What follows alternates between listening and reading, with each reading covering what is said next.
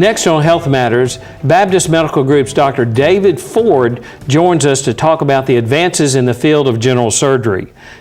Dr. Ford, thank you for being here today. Thank you for having me here. Now, most people are familiar with laparoscopic gallbladders, the Band-Aid surgery. Everyone's fairly aware of that. But what are some other surgeries that people can do, surgeons can do minimally invasively? You're right. Laparoscopic gallbladder was really the first in general surgery, and it's still the most common procedure that we perform laparoscopically. But appendectomies for acute appendicitis, hernia repairs, either inguinal in the groin or from prior surgery in the ventral hernia, we do those laparoscopically as well as laparoscopic assisted colon resections for either diverticulitis or cancer. Now, how does this impact recovery time? Time in the hospital is less, the pain is less because the incisions are smaller, so they're able to go home sooner and get back to their normal activities much quicker.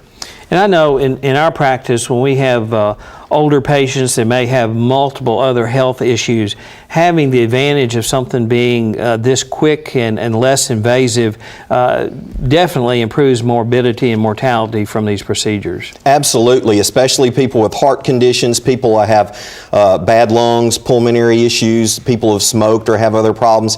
It's much less pain. They have to have much less surgery, much less analgesics and pain medicine afterwards, so they get better. They get quicker, they have better pulmonary function after surgery, and therefore can go home quicker as well. Now, I'm old enough that I practiced in a time where we didn't have these. And then eventually this became to the forefront. And in the beginning, these type of surgeries were the occasional. But now, has this become more the rule? This has really become the rule. I almost always try to do all of my gallbladder surgery laparoscopically, even people that have had prior surgery, even multiple operations. Most if not all of our acute appendicitis we try to do laparoscopically unless there's a reason that we can't. Hernias, it really depends on the patient's choice, the surgeon's choice.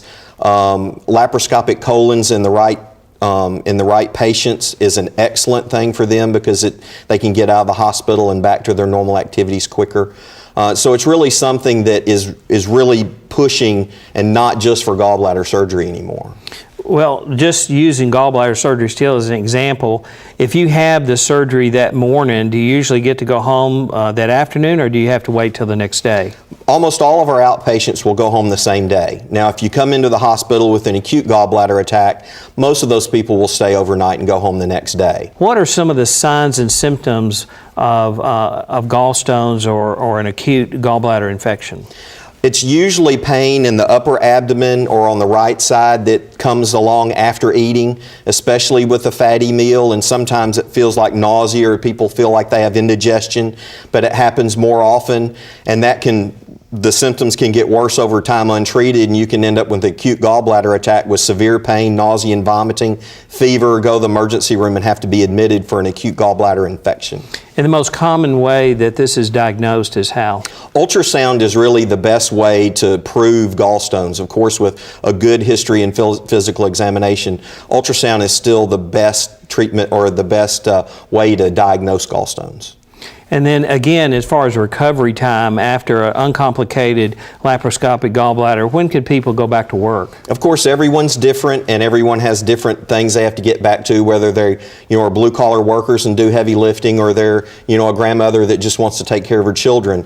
But usually within 1 to 2 weeks, most people feel 80 to 90% better. I've had people go back to work in just a few days. Now, that's someone who's motivated and wants to get back to work. But the difference between the open gallbladder surgery is just so much different, because that takes 3 to 4 weeks to really get back to where you were before the surgery. Well, thank you so much for being here with us today, Dr. Ford. Not only have surgical procedures changed, where surgeons perform operations has changed. Coming up on Health Matters, we'll talk with a hospital leader about that. We'll be right back. Stay tuned.